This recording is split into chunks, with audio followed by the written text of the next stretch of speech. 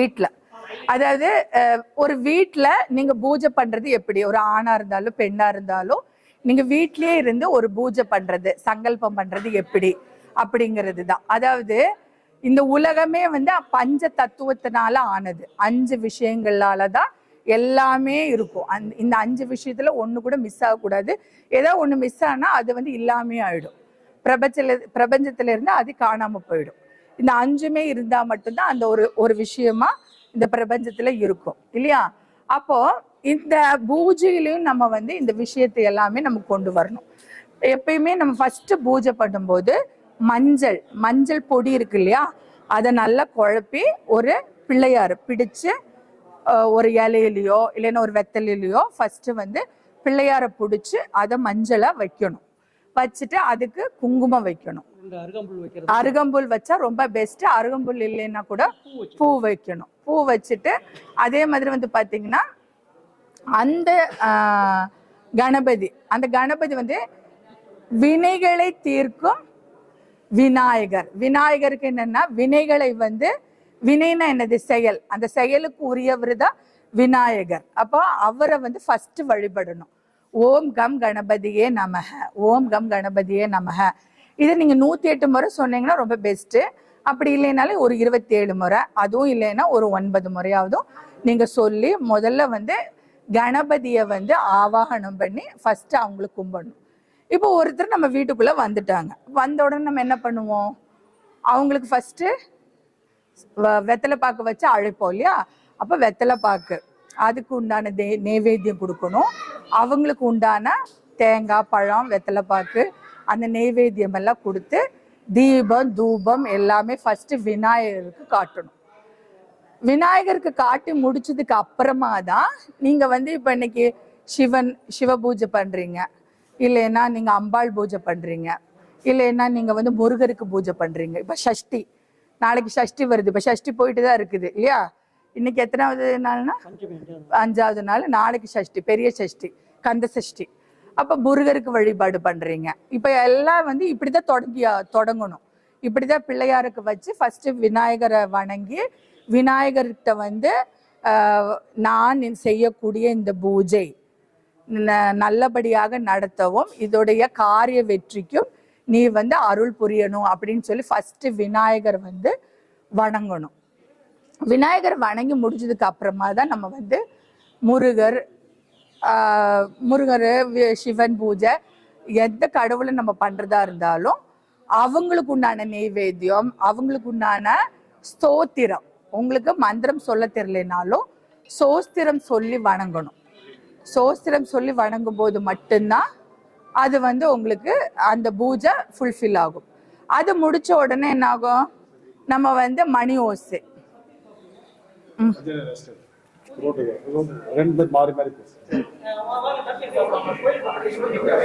நான் அந்த ராமமூர்த்தி ஸ்ரீதேவி வந்து டயர்டாயிருக்காங்க, வாய்ஸே வந்து மாறிடுச்சு. ஸோ அதனால 2 பேருமே கலந்து பேசுங்க. நீ ஒரு 5-10 நிமிஷம் பேசு, நீ கொஞ்ச நேரம் பேசு, மாறி பேசு. கையில வச்சு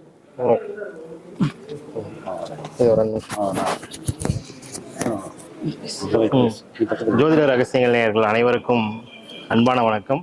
இந்த நேரத்தில் உங்களை சந்திப்பதில் வந்து ரொம்ப மகிழ்ச்சி. அதே போல் திதி யோகம் கரணம் ஜோதிட வித்யாலயாவின் நிறுவனர் மற்றும் பேராசிரியர் மற்றும் நல்லாசிரியருமான குருஜி சௌபாக்கிய மணிவண்ணன் ஐயா அவர்களின் தலைமையில் இன்னைக்கு நாங்கள் தமிழ்நாட்டில் தாங்க தஞ்சாவூர் மாவட்டம் கும்பகோணம் அருகில் திருவிசைநல்லூர் என்ற இடத்துக்கு நாங்கள் வந்திருக்கிறோம். எதற்காக நாங்கள் இங்கே எல்லாம் ஆமாம் திருதேவன்குடி தான், திருவிசைநல்லூர் அருகில் திருதேவன்குடி என்ற இடத்துக்கு நாங்கள் வந்திருக்கிறோம். எதற்காக நாங்கள் எல்லாம் இன்றைக்கி வந்திருக்கிறோம் அப்படின்னு சொல்லிட்டு நம்ம நேயர்களுக்கு சொன்னால் வந்து அவங்களும் வந்து இந்த பயனுள்ள தகவல்களை பெற்று அவங்களும் இந்த ஆலயத்தை வந்து வழிபடும் பொழுது தோஷ நிவர்த்தி அடைந்த நற்பலன்கள் வந்து அவங்களும் அடைய முடியும். அதாவது இன்னைக்கு கோச்சார குரு பகவான் வந்து சொந்த நட்சத்திரமான புனர்பூசத்தில் வந்து பயணம் செஞ்சுட்டு இருக்கிறார். இந்த புனர்பூசம் நட்சத்திரத்தில் வந்து பயணம் செய்வது வந்து நிறைய அன்பர்களுக்கு வந்து ஒரு பாதிப்பு தரக்கூடிய சூழலில் வந்து இருக்குது. பொதுவாக வந்து தங்கம் சார்ந்த விஷயங்களே ஆகட்டும், பணம் சார்ந்த விஷயங்களே ஆகட்டும், மதிப்பு மரியாதை சார்ந்த விஷயங்களே ஆகட்டும், அதே போல் வந்து ஒரு இடத்துல வந்து ஒரு ப்ரொமோஷன் ஆகக்கூடிய சூழல் இருந்து திடீர்னு வந்து ப்ரொமோஷன் நின்று போச்சுன்றதும், திடீர்னு வேலை கிடைக்காம டீப்ரமோஷன் ஆகக்கூடிய சூழல் உருவானதும், இது போன்ற பல திடீர்னு ஒரு இடத்துல கடன் கேட்குறீங்க, கடன் கிடைக்கல, திடீர்னு கடன்காரர்கள் வந்து உங்களை தொல்லை கொடுக்குறாங்க, உங்களால் கடனை அடைக்க முடியல, திடீர்னு பேங்க்குக்கு போயிட்டு ஒரு லோன் வாங்கி அடைச்சலான்னு ஒரு முயற்சி எடுக்கிறீங்க. அது போன்ற சூழல்லையும் வந்து உங்களுக்கு வந்து ஒரு குழப்பம், தடை வந்து கிடைக்காம நீடிச்சுட்டே இருக்குது. இது போன்ற ஒரு அசிங்கம், அவமானம் ஏற்படக்கூடிய சூழல்லாம் வந்து உருவாகுது. அது போன்ற நான் சொல்லக்கூடிய பாதிப்புகள் வந்து யார் இருக்குதோ அத்தனை நேயர்களும் வந்து நம்ம கும்பகோணத்துக்கு அருகில், தஞ்சை மாவட்டம் கும்பகோணத்துக்கு அருகில் இருக்கக்கூடிய திருந்து தேவன்குடியில் வீட்டிற்கும் கற்கடேஸ்வரர் ஆலயத்துக்கு வந்து நீங்கள் தரிசனம் செய்யும் பொழுது இந்த பாதிப்பிலிருந்து விலகி உங்களை வந்து தற்காத்து கொள்ள முடியும் என்ற நோக்கத்திற்காக எங்களுடைய குருஜி சௌபாக்கியமணியன் ஐயா அவர்களின் தலைமையில் நாங்கள் ஏராளமான நபர்கள் ஒன்று கூடி இங்குள்ள நண்டு கோவில் என்று சொல்லக்கூடிய ஆலயத்தில் வந்து அபிஷேகம், சகஸ்ரநாம பூஜையும் செய்து வழிபட்டு கொண்டிருக்கிறோம். சப்போஸ் இந்த ஜோதிட ரகசியங்கள் சேனலில் பார்த்து கொண்டிருக்கும் அத்தனை நேர்களும் தெரிஞ்சிருந்தால் நாங்களும் முன்னாடியே வந்திருப்போம் ஐயா, தெரியாமல் போச்சு அப்படின்னு சொல்லிட்டு நிறைய நீங்களாம் கவலைப்பட வேண்டாம். இப்போ இந்த செய்தியை ஜோதிட ரகசியங்கள் மூலியமாக நான் எல்லாத்துட்டும் ஒரு விஷயம் சொல்லிடுறேன். அதாவது ஸ்ரீ மகாலட்சுமி ஜோதிட வித்யாலயா சார்பா வந்து சௌபாகியமணிவண்ணன் ஐயாவுடைய சார்பாகவும் இந்த திருவாசகம் புக்கு, அதாவது இந்த புக்கு வந்து திருவாசகம், அதாவது திருவாசகத்துக்கு உருகாதார், எந்த ஒரு வாசகத்துக்கும் உருகாதார் சொல்லுவாங்க. ஏன்னா இந்த பதிகத்தை படிக்க படிக்க மனசு உருகிரும். இந்த புத்தகம் வந்து எல்லோர் வீட்டிலையும் இருக்கணும் அப்படிங்கிறது தான் எங்களுடைய நோக்கம். ஏன்னா நீங்களும் படிக்கணும், உங்க குழந்தைங்களுக்கு இதை படிக்கிறதுக்கு சொல்லி கொடுக்கணும் அப்படிங்கிறதுக்காக நம்ம எல்லாரும் இங்க வந்தவங்களுக்கு எல்லாத்துக்குமே வந்து இந்த புக்கு கொடுத்துருக்குறோம். அதே மாதிரி வாங்காதவங்க ஃபேமிலிக்கு இருந்தா ஒரு குடும்பத்துக்கு ஒரு புத்தகம் கொடுத்தாங்க. ஒரு ஃபேமிலிக்கு ஒரு புத்தகம். ஏன்னா நிறைய அன்பர்களுக்கு கொடுக்க வேண்டிய சூழல் இருக்கு. ஆமா, திருவாசகத்தே அவங்களுக்கு வாங்க, நீங்க கொடுங்க. லோகா சமஸ்தா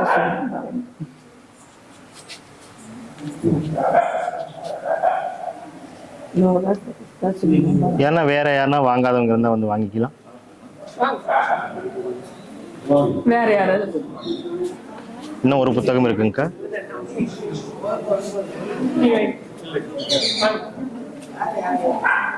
பதிகங்கள் சிவனை நினைச்சு வந்துட்டு அவர் வந்து சைவம் ஓங்கின காலத்துல இருந்தே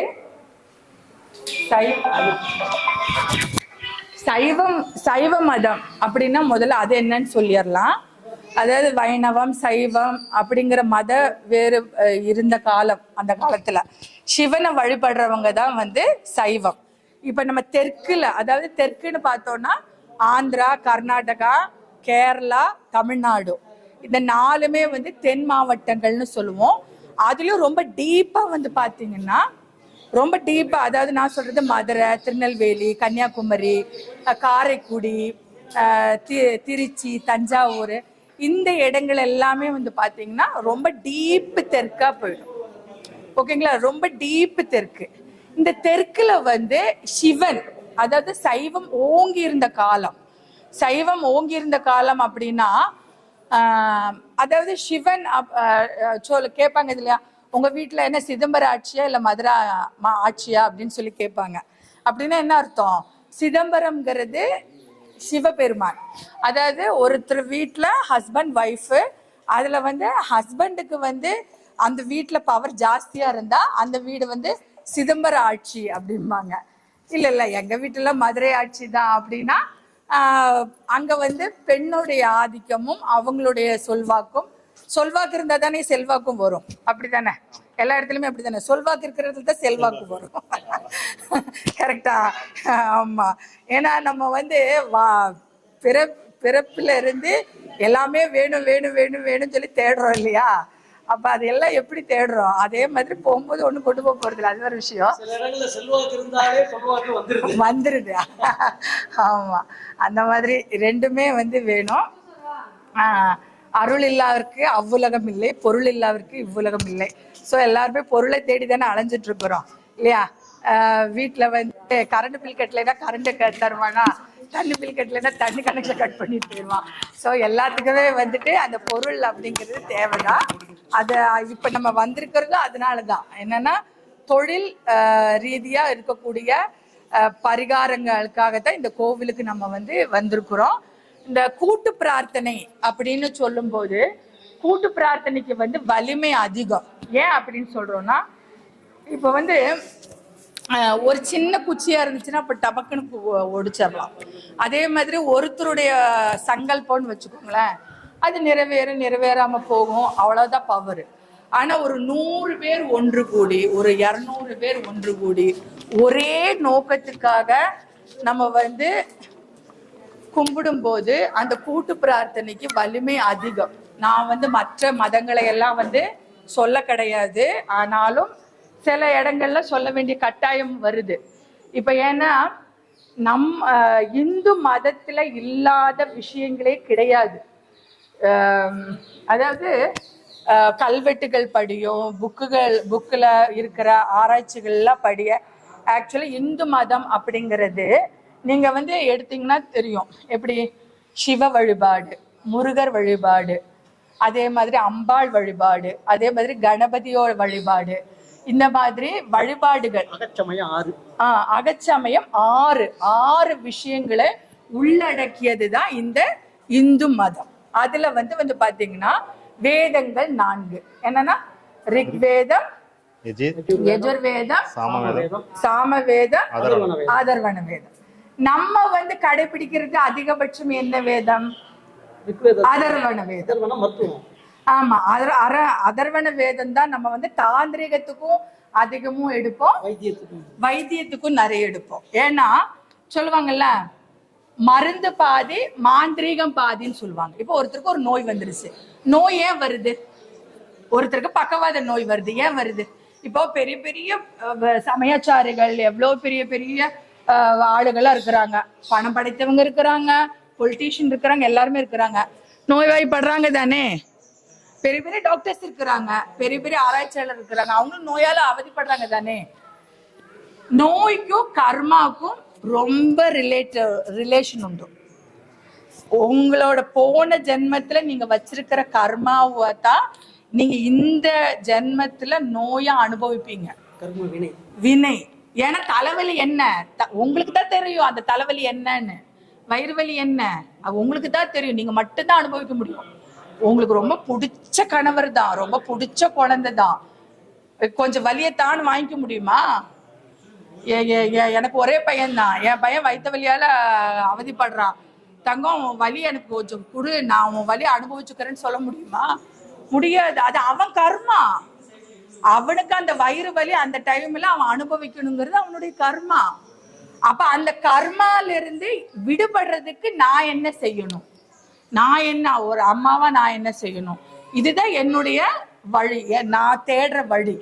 நான் அந்த வழியை தேடி அந்த நோய்க்கு வந்து நம்ம மருந்து கொடுத்து ஒரு சிகிச்சை கொடுக்கும்போது அது ஏன்னா இப்ப எனக்கு நிறைய பேஷண்ட்ஸுகளுக்குள்ள பிரச்சனை என்னன்னா, அவங்களுடைய குறைகளை வெளியே சொல்றதுக்கு வந்து சங்கடப்படுறாங்க. அதாவது அந்த குறைகளையோ, தன்னுடைய நோயோ, தன்னுடைய இயலாமையோ, தன்னுடைய நெகட்டிவான விஷயத்த வெளியே காட்டுறதுக்கு கஷ்டப்படுறாங்க. வெளியே காட்ட வேண்டாம், ஆனா நீங்க அனுபவிக்கிறீங்கல்ல. இப்ப வந்துட்டு ஒரு வலி இருக்கிறவங்கன்னா அவங்க ஃபேஸை பார்த்தாலே தெரிஞ்சிடும், அவங்க ஏதோ ஒரு வலியினாலதான் வந்து அவதிப்படுறாங்கிறது நம்ம முகத்தை பார்த்தாலே கண்டுபிடிச்சிடலாம். அப்ப அந்த வலிங்கிறது அவங்களோட கர்மாவாக இருந்தாலும் அதுல இருந்து அவங்க விடுபடுறதுக்கு என்ன பண்ணணும்? அதே மாதிரி ஒரு விஷயம், முக்கியமான ஒரு விஷயம் சொல்றேன், தயவு செய்து எந்த வயசுக்காரங்களா இருந்தாலும் சரி, நீங்க 20 வயசா இருந்தா இப்பவே முடிச்சுக்கோங்க, 30 வயசா இருந்தா இன்னும் உங்களுக்கு டைம் ஆகல, 40 வயசு ஆச்சுன்னா உங்களுக்கு டைம் ஆயிடுச்சு, இனியிலேருந்தாவது நீங்க வந்து ரெடி ஆயிக்கோங்க. ஏன்னா இந்த 40 வயசுக்கு மேல எல்லாம் வந்துட்டு உங்க உடம்பு நீங்க சொல்ற பேச்சு கேட்காது. ஏன்னா அதோடைய ஆற்றல்கள் வந்து மாறும். ஆணா இருந்தாலும் பெண்ணா இருந்தாலும் 35 வயசுக்கு மேல அந்த ஆற்றல்கள் மாறும். ஆமா, குறைய தொடங்கும். அப்ப அத வந்து நீங்க வந்து உங்களுடைய ஆரோக்கியத்தை வந்து நீங்க நிலைநிறுத்தணும். அது பெருசா ஒண்ணும் வேண்டாம். நம்ம காலையில எந்திரிச்சு நம்மளுடைய கடனை சரிவர பண்ணாலே போதும். நம்மளுடைய ஃபர்ஸ்ட் கடன் என்னது? இயற்கை உபாதைகளை கழி. அதே நிறைய பேர் செய்ய மாட்டேங்கிறாங்க. அதுல தெளிவில்லை, அதுல நிறைய பேத்துக்கு தெளிவில்லை. ஆனா உண்மையில என்னன்னா, காலையில எந்திரிச்ச உடனே நல்ல 1 லிட்டர் தண்ணி 1.5 லிட்டர் தண்ணி சுடு தண்ணி குடிச்சிங்கன்னா ரொம்ப பெஸ்ட். அப்படி இல்லைனாலும் பச்சை தண்ணி ஆவதும் நிறைய தண்ணி குடிக்கணும். தண்ணி குடிக்கும் போதுதான் இந்த பெருகுடல் ஃபுல்லா தண்ணி வந்து ஃபுல்லா வந்து நிற்கும். அப்ப எப்படி நம்ம வீட்டை கழுவி விடும்போது அது கிளீனா குப்பையெல்லாம் வெளியே போகுதோ, அதே மாதிரி நம்ம வயிற்றுல இருக்கக்கூடிய மோஷன்ஸ் எல்லாமே வெளியே போயிடும். இருந்தாலும் அதுக்கப்புறமும் அந்த கவம் இருக்கும். அந்த கவம் அந்த இது சிலதெல்லாம் இருக்குதான் செய்யும். இப்ப நீங்க வந்து பாத்தீங்கன்னா பழைய காலத்துல எல்லாம் ஆம்பளைங்க என்ன பண்ணுவாங்க, பொம்பளைங்களும் பண்ணுவாங்க. என்னன்னா இந்த வேப்பங்குச்சி வச்சு நல்லா விளக்குவாங்க, பல்ல விளக்குவாங்க. விளக்கிட்டு நாக்க உள்ள விட்டு கடந்து கத்திட்டு இருப்பாங்க. அக்கம் பக்கத்துல உள்ளது அவர் எந்திரிச்சாச்சு வாய் கழுகிட்டு இருக்கிறாரு, எப்பா கத்தி நீ மாளாது. ஆனா அவரு ஆரோக்கியமா வாழ்வாரு. நான் வந்து அவர் வந்து ஆரோக்கியமா வாழ்வாரு. ஏன்னு கேட்டீங்கன்னா, அவங்க வந்து அந்த மோஷனை வெளியே தள்ளிடுறாங்க.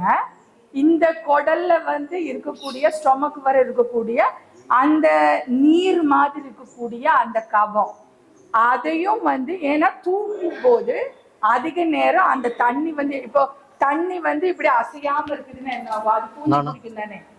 தண்ணி அசையாம இருந்தா பூஞ்சு பிடிக்கும், தேங்கின தண்ணி. அதே மாதிரி நம்ம குழல்ல இருக்கக்கூடிய இதுல வந்து நம்ம சுவாசிக்கும் போது அந்த காற்றுல இருக்கக்கூடிய அந்த அணுக்கள் என்ன ஆகும், இங்க ஃபுல்லா வந்து அந்த இது இருக்கும். அதனால காலையில எந்திரிச்சோடனே பல்லு விளக்கணும், காலையில எந்திரிச்சோடனே பல்லு விளக்கணும், அந்த கவத்தையெல்லாம் வெளியே துப்பணும். இது நீங்க செஞ்சு பாருங்க, உங்களுக்கு வந்து காய்ச்சல் வராது, தேவையில்லாம கவம் வராது, தலைவலி வராது, வயிறு சுத்தமா இருந்தாலே உங்களுக்கு வந்து பாதி நோய் வராது. பிரிஸ்கா இருப்பீங்க நீங்க எங்க வேணாலும். ஆமா, எங்க வேணாலும் போகலாம் வரலாம், ஒரு டென்ஷன் இருக்காது, தலைவலி வராது மெயினா. அதனால வந்து காலை கடன் அப்படிங்கிறது ரொம்ப முக்கியம். ஓகேங்களா?